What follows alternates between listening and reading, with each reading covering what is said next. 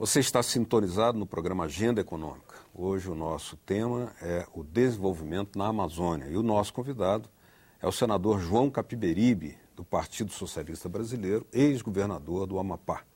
Participa do programa o jornalista Floriano Filho.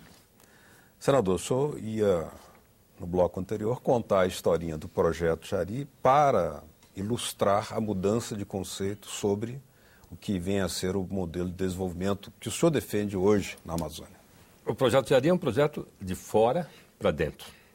O Projeto de Desenvolvimento Sustentável do Amapá, e nós demos esse nome, é um projeto de dentro para fora. Um projeto que busca utilizar os recursos, agregar mão de obra local e desenvolver produtos que possam atender essas exigências da preservação e da equidade social e também da viabilidade econômica, né? Então, o Projeto Jari, para a gente se entender aqui, porque eu sei que para o telespectador não deve ser muito fácil um Projeto Jari. Deixa eu explicar o que era o Projeto Jari em rápidas palavras. Um americano muito rico chamado Daniel Ludwig, aos 70 anos, ele tinha 5 bilhões de dólares. E aí resolveu vir para a Amazônia, comprar uma área imensa que chegou a 4 milhões e meio de hectares. Né? 4 milhões e meio de hectares, deixa eu ver, talvez do tamanho de Sergipe, do estado de Sergipe, um pouco menor. E ele implantou lá exploração mineral, né? Uma floresta de eucalipto de 150 mil hectares, produção de arroz irrigado na várzea do rio Amazonas, uma criação de 5 mil búfalos, né? Um projeto gigantesco e arrastou para o coração da floresta 100 mil pessoas com esse projeto. Claro que o projeto desandou, não é? Não tinha, né? Até porque você imagina alguém com 70 anos, com 70 bilhões de dólares, com 5 bilhões de dólares para gastar. Não pode dar coisa boa. Eu, pelo menos, imagino, se eu aos 70 anos, eu vou resolver gastar 5 bilhões de dólares, eu vou gastar errado isso, né? E foi o que aconteceu. Bom, implantou o projeto, trouxe aquelas pessoas, né? E aí eu assumo o governo e faço o levantamento das terras que a Jari se dizia dona do lado do Amapá, porque a Jari está situada no rio, que tem o mesmo nome, abrangendo terras do lado do Pará e terras do lado do Amapá. Do lado do Amapá ele se dizia o dono de 1 milhão e 200 mil hectares. Eu mandei fazer uma discriminatória. Uma discriminatória, vai lá o corpo técnico, os especialistas em medir as áreas, e levantaram, detectaram que eles não tinham como comprovar 1 milhão e 200 mil, eles tinham que comprovar no máximo 250 mil hectares, e aí nós arrecadamos 840 mil hectares na margem do rio Iratapuru. Então nós implantamos a Reserva de Desenvolvimento Sustentável, que era um sonho do Chico Mendes, né? Que é um modelo jurídico que permite a exploração econômica com responsabilidade ambiental, ou seja, combinar fatores sociais, ambientais e econômicos. E ali, então, no coração da floresta, né, foi organizada uma cooperativa. Essa cooperativa era de castanheiros.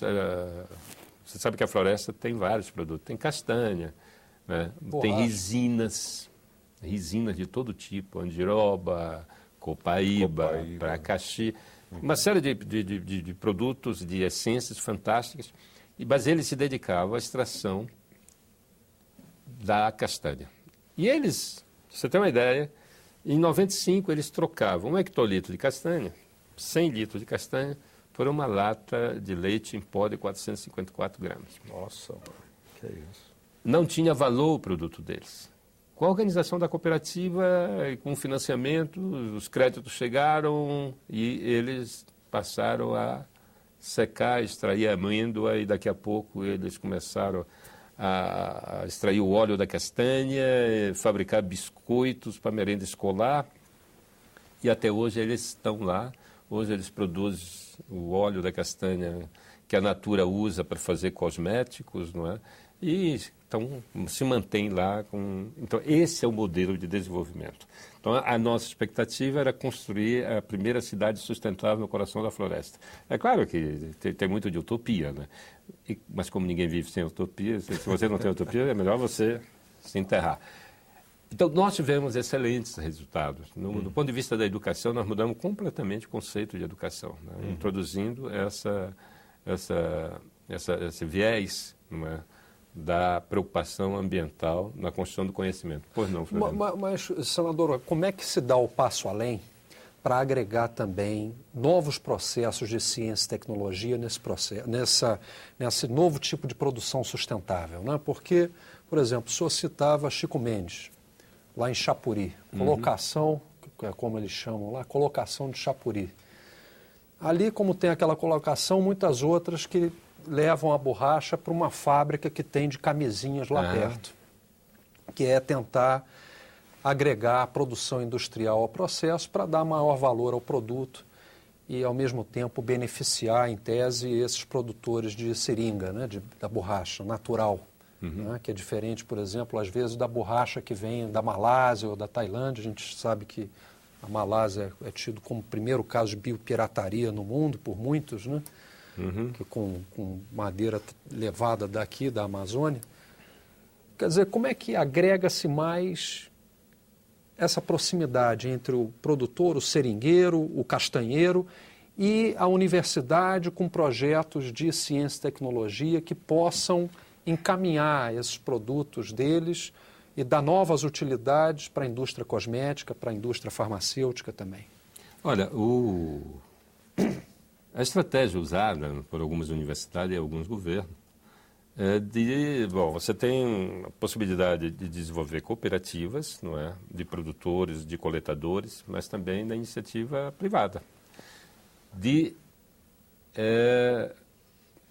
abrigar essas empresas, não é, dentro das universidades ou então dentro de alguns centros que foram organizados. Nós organizamos lá uma gestadora, não é? Um local onde nós recebíamos as empresas para treiná-los do ponto de vista da gestão, do ponto de vista do desenvolvimento tecnológico, preparar essas empresas para uma atividade nova. Não é?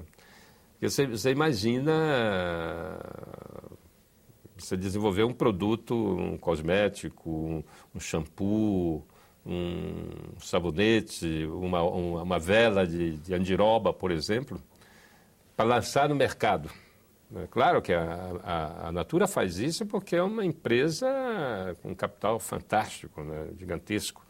Mas aqui ali não, nós estamos trabalhando com comunidades pobres, né?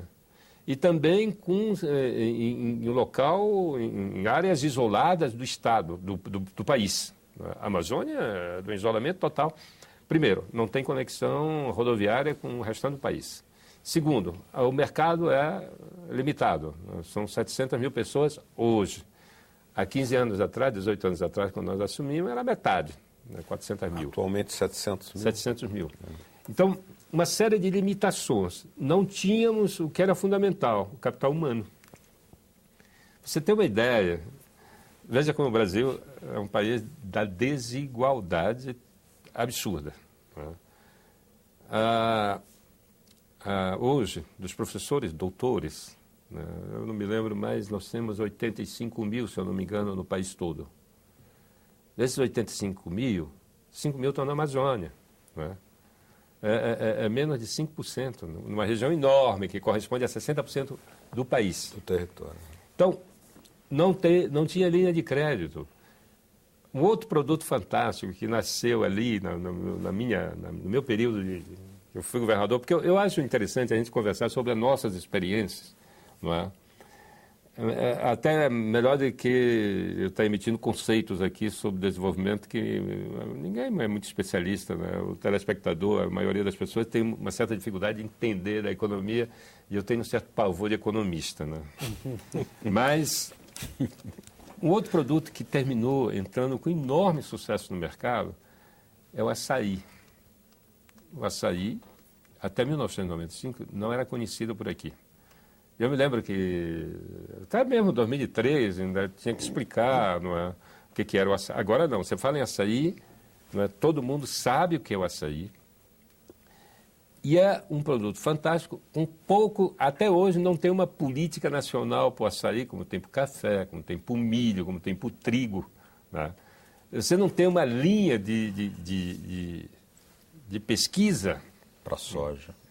Para soja, você não tem uma linha de pesquisa para castanha, você não tem uma linha de pesquisa para o açaí, você não tem uma linha de pesquisa para o cupuaçu, que são recursos da biodiversidade que poderão se transformar em produtos de largo consumo, como foi o caso do açaí. Hoje o açaí entrou no mundo todo. Né? Agora, o senhor mencionou, assim, de passagem, que uma das dificuldades estaria relacionada à inexistência de conexões, ou à dificuldade de conexões de transporte, porque são regiões isoladas. A própria Amazônia ainda está, de certa forma, isolada do restante do nosso país. Ou seja, não há uma integração. Nós estamos discutindo uma integração sul-americana, mas ainda falta também um passo a mais na própria integração da Amazônia. O Amapá, em particular. Houve um caso que o senhor denunciou aqui sobre uma ferrovia, né?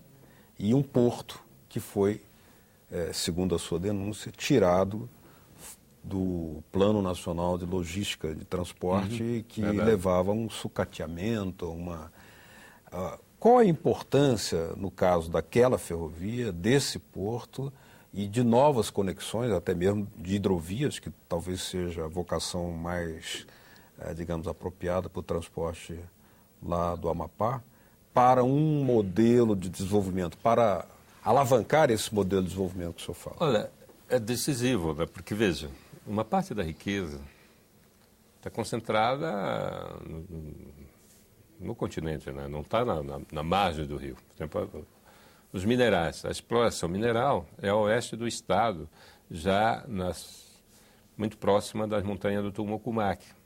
Então, você tirar dali minério de ferro, manganês, tem que transportar por estrada de ferro.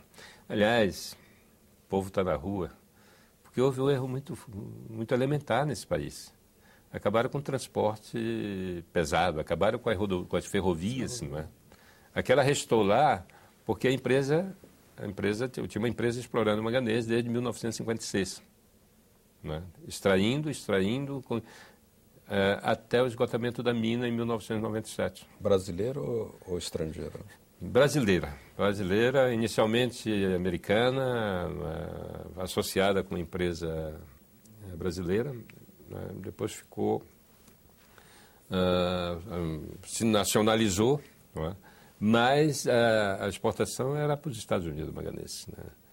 Isso começou logo no pós-guerra, em função de uma necessidade estratégica de acumular, né, manganês, e aí os americanos facilitaram o crédito, tudo. Claro, né, o crédito, aquele tipo de crédito, disse, olha, eu vou te abrir aí $1 milhão, aí tu vai comprar o meu carro, tu vai comprar o meu trator, tu vai contratar o meu engenheiro, não é? E foi feito assim, os engenheiros eram americanos e todo o pessoal americano ia para lá e depois vinha até máquina de tirar Coca-Cola, não sei, né, para os técnicos, né, máquina de Coca-Cola, para boliche, né. Bom, ele repetiu aquele canteiro de obra ali para construir a estrada de ferro, um pouco a vida nos Estados Unidos. Enfim, é fundamental que nós tenhamos a ferrovia, o porto. Né? É o Porto de Santana. Porto de Santana. É um porto que está parado no tempo, né? Um porto que foi deixado de lado, foi entregue a uma prefeitura. Imagina, as prefeituras têm enorme dificuldade de honrar com coisas básicas, que é tapar o buraco da rua, agora vai gerenciar um porto. Né? Então, esse é um problema muito, muito complicado. Por que aconteceu isso?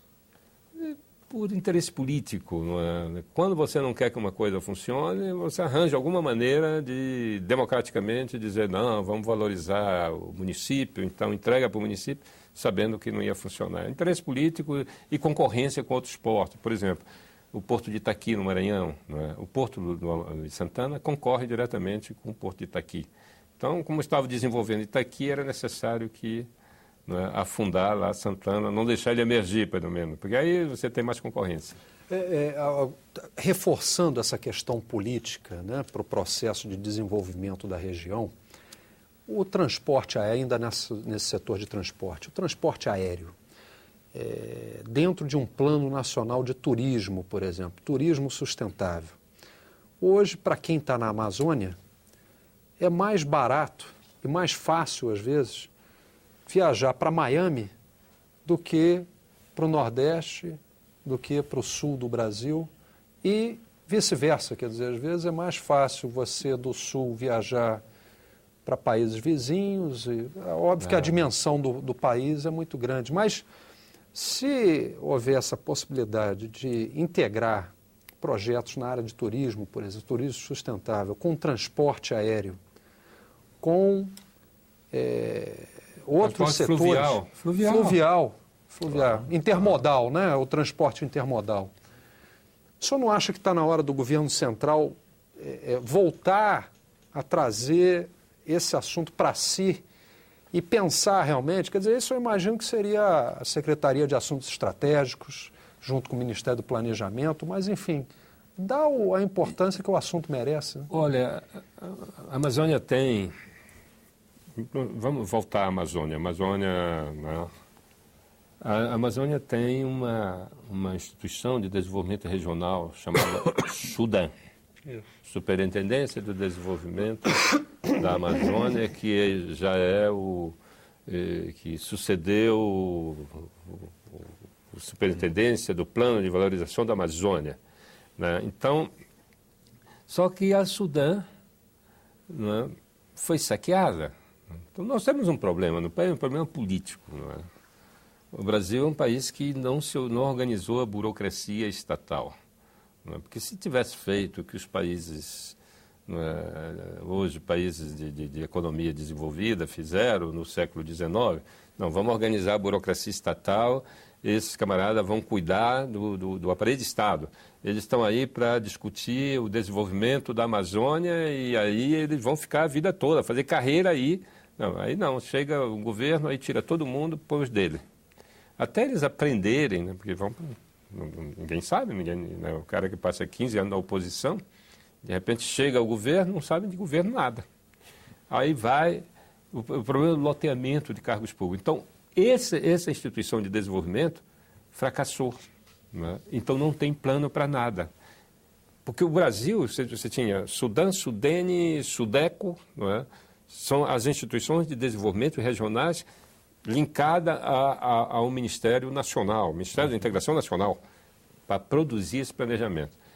Então, mas essa é nós vamos entrar numa questão política, eu quero voltar nessa questão política para falar exatamente da profissionalização da burocracia desse país, senão nós não vamos a canto nenhum.